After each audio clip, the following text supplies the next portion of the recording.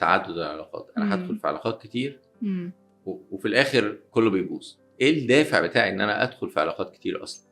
انا اخد الحلو من هنا على الحلو من هنا، ده الدافع بتاعي.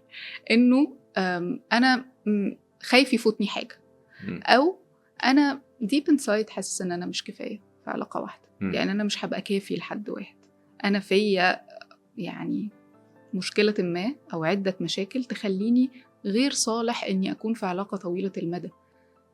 فبالتالي قبل ما هو يمشي انا همشي في حد تاني. ده بيبقى ديب انسايد موجود.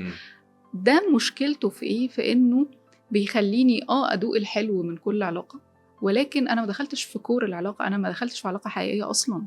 كل دي علاقات من على الوش كده، احنا بنشوف الحاجه من على الوش، انما ما دخلناش في الكور بتاع العلاقه، ما دقتش يعني ايه علاقه هو اصلا. عكس الظاهر ان ده او دي ده علاقه هنا وعلاقه هنا وعلاقه هنا وبتاع، وان ده شخص يعني واثق من نفسه بتاع، وفي الحقيقه العكس.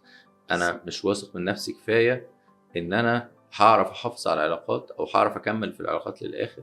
فالاحسن ان انا اخليها سطحيه او اخليها من على الوش، وادخل في ده اخرج منه، ادخل في ده واخرج منه، من غير ما ابقى مكمل في علاقه للاخر.